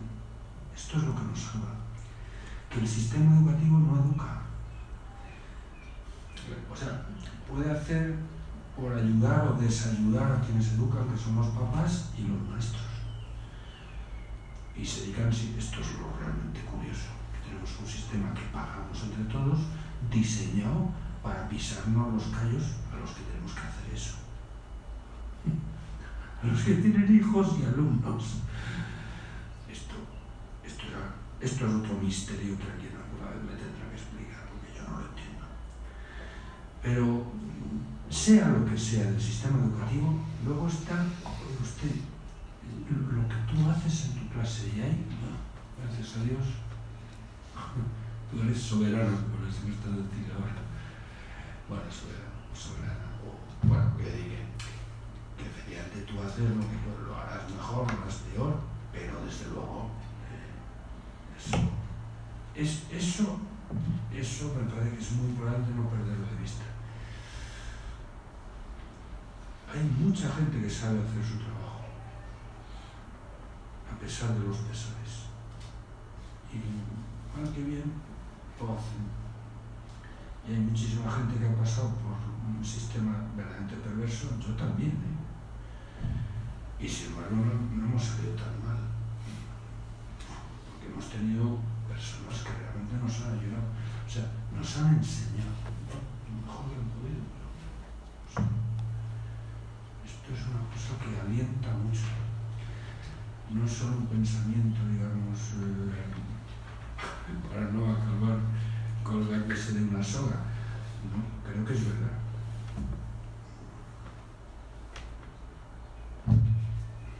Bueno, yo una cosita, simplemente cuando termina, pero dice, en verdad te digo, cuando eras joven tú mismo te ceñías e ibas donde querías, pero cuando llegues a viejo extenderás tus manos y otro te ceñirá y te llevará a donde tú no quieras. Eso es lo que le dice ahí. En otro pasaje sí que le dice, cuando Pedro le dice, no permitiré que pases por la cruz o algo así, sí que le dice, apártate de mí, Satanás. Bueno, yo lo que creo es que todos... en ese afán de Pedro es, ¿no?, el impulsivo total, ¿no?, el que ama al Señor con una fuerza impresionante, ¿no? Juan por ahí lo ama más, pero Pedro es que lo va a... Bueno, y entonces, bueno, al querer ahorrarle esto, porque él, claro, con su mentalidad de hombre no puede entender que tenga que pasar por ahí la cruz, ¿no? Entonces por eso el Señor le dice, apártate de mí, Satanás, pero evidentemente porque para él significa, para Pedro, ¿no?, esto, ¿cómo va a permitir que el Señor pase por ahí, ¿no? Y por otro lado, para el Señor, claro, él tiene que pasar por ahí, ¿no? Esa es la voluntad de su Padre. Entonces, claro, le dice estas cosas tan tremendas, tan fuertes, ¿no? Le llama a Satanás, apártate de mí. Pero es el elegido de él, ¿no? Lo que pasa es que, claro, todos podemos ser Satanás en el sentido que hay una parte nuestra que razona humanamente, mundanamente, ¿no? Entonces, claro, su amor hacia el Señor hace que diga, yo te voy a ahorrar esto no vas a tener que pasar, tú no te preocupes, esto no puede ser, ¿no? Igual que Critón le dice a Sócrates, mira, ¿por qué no te vas esta noche? Yo ya le pagué al carcelero, abres y, como quien no quiere. Y ahí entonces todo el diálogo es esta manera de persuadir a Critón de por qué él no puede irse sin dejar de ser Sócrates, ¿no? Así que está ahí en juego su identidad como las filósofo. leyes de Atenas se volverían contra mí. Exacto, y aparecen ahí, son señoras que aparecen y le hablan, ¿no? Son personificadas y le dicen eso. Nosotras te hemos educado, te hemos nutrido, te hemos dado todo y tú nos vas a... Claro, y sí, porque si él se va, entonces pasaría como en muchos sitios, no quiero que tenga relación con nada real presente, pero es que si cada uno piensa que su caso es excepcional y que entonces no tiene que obedecer la ley, si cada uno piensa esto, pues, o sea, ¿no? Como dice el escrito, la ley es la muralla de la ciudad, porque la muralla física nos defiende del enemigo, pero la ley nos defiende de nosotros mismos, ¿no? Entonces, si cada uno cree que puede saltársela, se acabó, o sea, es que es el caos, ¿no? Dejamos de tener el estado de civilización para pasar a la barbarie, igual, la selva, ¿no? Entonces, Sócrates, si hiciera esto, un poco a la Kant, ¿no? Si pensamos en Kant, ¿no?, el imperativo categórico, claro, si él obrara de esta manera, destruiría la ciudad, ¿no? Destruiría la ley, porque su condena es injusta, pero sus jueces son legales, son legítimos, ¿no? Y ese es el problema de por qué tiene que aceptar esa condena injusta, a pesar de todo. Bueno, me he explayado mucho. Una pregunta para la profesora Bossi, porque no se ha comentado que decía que en el decreto se tenían que llevar a cabo encantamientos, ¿no? Es que yo recuerdo que en el libro décimo de la República, la primera parte, cuando habla también de otro aspecto de educación pública, vamos a decir, ¿no?, en este caso la educación pública de Atenas, a través de las obras de los poetas, pues precisamente las critica mucho, ¿no?, por estar utilizando lo que llama magia, ¿no?, hechizos, la flauta, los versos, que atan a la gente, ¿no?, a la parte que llaman a la parte irracional del alma, ¿no? Y que luego pues atan esa imitación de la imitación. Entonces, claro, un poco también la pregunta en relación a pedagogía y verdad, ¿no? Pues sería hasta cuál sería el buen uso del encantamiento, ¿no? Cómo se puede ir a atar a la persona a la irracionalidad, ¿no? Y pues en el caso de esto a los mitos, ¿no? De imitación. Bueno, claro, es que Platón critica a los poetas, pero él es el gran poeta, ¿no? Es el gran forjador de mitos, ¿no? Es una paradoja, pero claro, él quiere reemplazarlos a estos, a Homero y Hesíodo, de los que habla con mucha admiración aparente, pero que en el fondo él piensa que corrompen la ciudad, porque todos estos cuentos son bonitos, pero a los niños no les podemos enseñar que Dios es, bueno, adúltero, yo qué sé, ¿no? Que se parece tanto a nosotros. Es adorable este Zeus, ¿no? Uno dice, pues tan humano, ¿no? Claro, pero es que si es tan humano no se merece nuestra devoción seria, ¿no? Entonces, claro, siempre, después de lo que pasa con Sócrates, que lo acusan de impiedad, y era una cosa muy seria, también a Protágoras lo acusan de impiedad, etcétera, unos cuantos,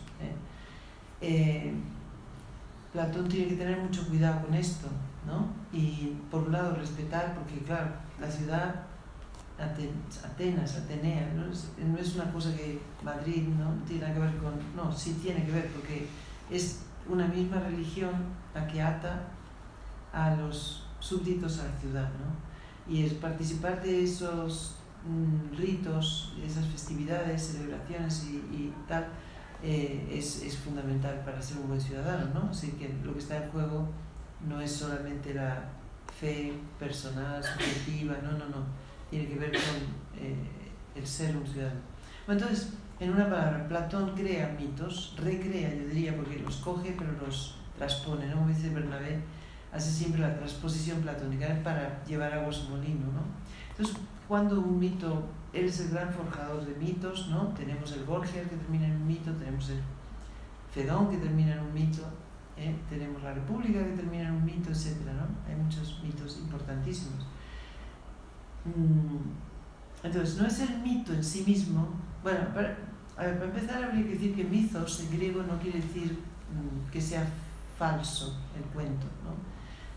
Como dirá después Lévi-Strauss, todo mito tiene un logos y dice algo importante, ¿no? Y en el caso de Platón también. Pero cuando habla de encantamientos, que habla en el Teteto, es un poco irónico, yo creo, porque está diciendo, te voy a presentar un montón de ideas, ¿no? Y tú verás si son o no verdaderas, tú verás, ¿no? Entonces habla de Heráclito y de Protágoras sobre todo, ¿no? Esos encantamientos son como para... te voy a encantar con unas doctrinas que son preciosas, claro, que la gente... A ver, que la verdad depende de cada uno, si estamos en esa época, o sea, no ha pasado nada, o sea, Protágoras triunfa, vence el relativismo absoluto en el que estamos, ¿no? En nuestro siglo XXI me refiero. Entonces, estos son encantamientos, estos son encantamientos, el relativismo es un encantamiento. Entonces, Sócrates dice, te voy a mostrar esto, porque manipula un poco a Teteto, ¿no? Porque y otro dice, bueno, la primera definición de saber es, el saber es aestesis, ¿no? Percepción, pero él no dijo eso. Él dijo que es el que sabe lo que sabe, se da cuenta, percibe lo que sabe. Es decir, que está utilizando lo de aestesis a la manera que él quiere. Y como él quiere hablar de Protágoras y criticar a Protágoras y destruir a Protágoras, aunque alguna parte sí que acepta, ¿no? Pero no el hecho de que el hombre es la verdad de todas las cosas, de lo que son y lo que no son, evidentemente que no. Ese es el objetivo de Platón en el Teteto, es criticar a Protágoras y el relativismo, y entonces para eso utiliza eso que dijo el pobre Teteto sin querer, porque él es un matemático, o sea, él no es un relativista. El que es amigo de Protágoras es Teodoro, su maestro, pero él no, y él hace ciencia. Entonces, ¿cómo va a estar diciendo que el conocimiento es eso mismo que dijo Protágoras? Bueno, ahí hay una manipulación de Sócrates, pero esos encantamientos son esos. El relativismo es un encantamiento, Ahora, no siempre utiliza la palabra encantamiento con el mismo significado, porque en el Fedón, por ejemplo, también dice que él tiene que dar, estamos en el contexto de la prisión, ¿no? Sócrates va a morir, entonces él tiene que dar a las dos manos algo, ¿no? Tiene que dar argumentos a favor de la inmortalidad del alma, que es lo que él cree, y encantamientos, porque no alcanza, porque el miedo a morir, ¿no? A separarse del cuerpo, cuanto uno más apegado al cuerpo está, más difícil es, y cuanto uno más filósofo es, más fácil es, ¿no? Porque ya está apegado a la verdad. Entonces, como el alma es singenés, ¿no? Es congénita con la verdad y con las formas y con todo lo que... Bueno, entonces, ahí tiene un sentido positivo. Encantamientos quiere decir, voy a daros unos argumentos, pero no son definitivos, no son demostraciones. ¿Cómo voy a demostrar que el alma es inmortal? Es imposible, ¿no? Él dice apodoixis, pero no son realmente demostraciones, ¿no? Son argumentos. Y algunos incluso son falaces, ¿no? Pero bueno, es un esfuerzo por argumentar a favor de esto, ¿no? Y luego los encantamientos. Dice, bueno, cada uno de vosotros tenéis que encantaros, tenéis que deciros esto, repetiros esta idea de que el alma es inmortal contra lo que pueda parecer, ¿no? Como si fuera una canción, como si fuera un poema que te repites de memoria para fortalecer esa creencia, ¿no? Esa esperanza buena que él tiene, ¿no? Porque el hombre es como dices tú, ¿no? Claro, es razón y es lo irracional también, o lo inconsciente, o lo afectivo, o lo emocional, claro, somos las dos cosas, ¿no? Por eso es un mito pensar que el logos reemplaza al mito, ¿no? El logos no reemplaza al mito. El cerebro derecho funciona de una manera, el izquierdo de la otra, y tenemos las dos cosas. Somos logos y somos afectividad. Y necesitamos, por un lado, argumentos, en una mano argumentos para la razón, y por otro lado, encantamientos, pero no en un sentido negativo, no falsedades, ¿no? Sino, yo creo que en el Fedón por lo menos, pero por eso te digo que la palabra depende del contexto.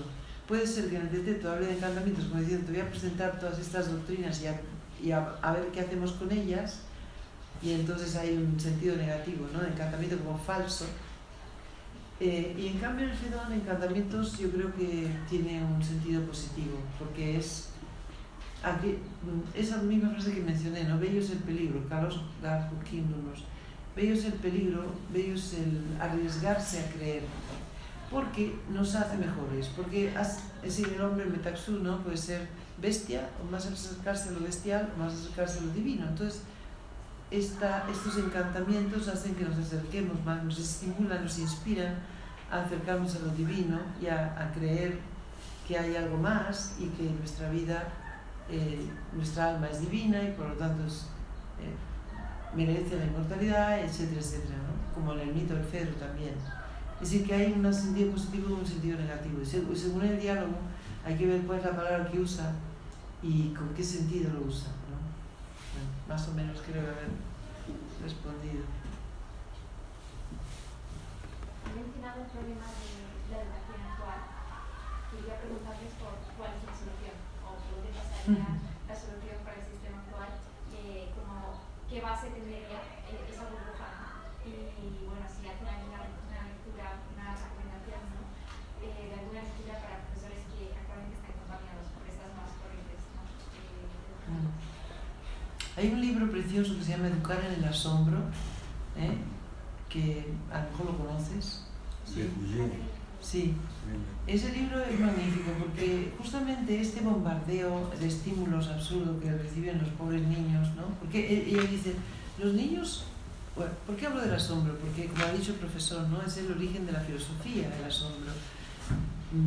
También la contradicción, ¿no? La contradicción, la herida de la contradicción, diciendo esto como puede ser A y no A la vez, no puede ser, tiene que haber algo que tengo que seguir investigando, ¿no? Esa es la idea de Platón. Entonces el asombro que han perdido nuestros super hiperestimulados adolescentes que esperan que nosotros seamos entertainers, ¿no? Y no profesores, ¿no? No quieren que les enseñemos nada, porque no quieren escuchar, porque lo que quieren es que los entretengamos y les mostremos muchas imágenes, dibujitos, vamos para abajo, nada de abstracción, no, todo para abajo. Bueno, ella dice, recomienda un artículo, ¿no? No sé, es decir, el artículo se refiere a Google, ¿no? Is Google making us idiots or something like that, ¿no? Es decir, nos está volviendo estúpidos, y por eso ella dice que los del Silicon Valley, o sea, la gente que está manipulando nuestros ordenadores, teléfonos, etc., mandan a sus hijos a escuelas donde no hay nada de esto. Es decir, ellos saben lo que es bueno, ¿eh? Y lo que es bueno no es el PowerPoint, porque el PowerPoint te da todo la cosa preparada, ¿no? La comida cortadito, el bocadito, te lo mete en la boca y ya está. Tú no tienes que pensar. Platón nunca desconfía de su lector, al contrario, le pone un challenge, ¿no? Un desafío cada vez más fuerte, ¿no? Como diciendo, no te lo voy a regalar, no te lo voy a poner la papa en la boca, no. Vas a tener que descubrir los hilos ocultos, vas a tener que leer entre líneas y ver cómo todo está relacionado, etcétera, etcétera. Por eso seguimos 24 siglos después investigando a Platón, ¿no? Porque contra lo que él dice en el Fedro, la escritura suya está viva, ¿no? Contra lo que él dice. Entonces, ese libro es muy bueno, ¿eh? ¿Por qué? Y porque hay que leer ese artículo, ¿no? El artículo ese de este señor, ahora no me acuerdo cómo se llama, pero ella lo menciona, ¿no? Está Google volviéndonos idiotas o estúpidos, o sea, ¿por qué las dificultades que tienen los niños para abstraer? ¿Por qué están tan bombardeados de estímulos, de imágenes hay varias cosas, ¿no? Por un lado está la noción de lo inmediato, conseguir la respuesta ya, no puedo esperar un segundo. Claro, es que el cerebro necesita tiempo, como decíamos recién, ¿no? Entonces, si todo le das ya, inmediato, rápido, resultados, éxito, no sé qué, pues eso es falso. Eso no sirve para estudiar la realidad, ¿no? Entonces, el tiempo, la noción del tiempo, el detenerse, esperar, el demorarse, como decía el profesor recién, ¿no? Demorarse es fundamental. Y ella marca ahí unos cuantos mitos de estos encantamientos negativos en los que estamos, y cómo habría que recuperar el asombro verdadero, auténtico, que los seres humanos tenemos por las cosas que nos interrogan, ¿no? Por eso ese libro, yo no sé, profesor seguro sabrá más, pero... Yo lo recomiendo vivísimamente, parece que es un libro extraordinario. Añado una recomendación, que es una cosa publicada hace un par de años por una sueca llamada Inger Enqvist, que por cierto está por aquí estos días presentando otro libro distinto, que también es muy bueno, se llama La buena y la mala educación, que ha hecho una segunda edición de ese libro y ya venía a presentarla. Ese libro es muy bueno, pero creo que hay uno del 2022 que se llama Conocimiento en crisis, que es muy interesante. Yo eso lo recomendaría, no, lo recomiendo, desde el cual lo leí, lo recomiendo a Tokisky. Hasta que Dios se lo encasqueta. Pero es que me parece que esa es la o sea, el problema que tenemos ahora del desguace escolar es que no se valora el conocimiento. O sea, bueno, y en eso la culpa, más que de los pedagogos, de los filósofos, porque, o sea, un porcentaje muy importante del gremio filosófico, ya desde hace un tiempito, esto no es de ayer, está convencido de que no conocemos la realidad de nada. Y en eso hay gente muy sesuda diciendo eso desde hace 250 años por lo menos. Bueno, y luego el gremio pedagógico va al rebufo de todo esto, claro, y va a decir lo que no creo. O sea, que conocer el construir, el rollo constructivista bueno, pues, es decir, vuelvo un poco al tema de la verdad. O sea, recuperar la cuestión de que la verdad es algo muy importante. Pero claro, la verdad es algo del conocimiento, algo del ser y algo del conocimiento. Verdad ontológica y verdad lógica. Pero es que se han metido incluso en el ambiente ambiente universitario una atmósfera muy tóxica que es contraria a entender que la verdad es una cosa buena. Desde hace muchísimo tiempo está muy de moda en casi todos los circuitos de la difusión cultural en Europa y en Norteamérica, pues el planteamiento de que la verdad es una cosa que no es tan buena. Es la gran excusa de los violentos para hacer el bárbaro. No ha habido estas cosas que dice Foucault y Patoulet, bueno, no son gente lista, pero dicen más barbaridades. Bueno, y el propio Nietzsche, desde luego jamás diré que es un bárbaro, pero dice algunas cosas sobre la verdad que comparan. En fin, esto es un problema que tenemos. Si la verdad no cuenta nada, o tienen razón los académicos oxonienses cuando han acuñado el palabra ese de la post-truth, o como se diga eso en yanqui, yo no sé. Y efectivamente ya vivimos en una situación en la cual la verdad pues nos sale por media breva a todos, porque lo que nos importa es el relato y las tonterías esas. Pues entonces efectivamente tenemos un problema para entender lo más, la fibra neurálgica de lo que es la educación.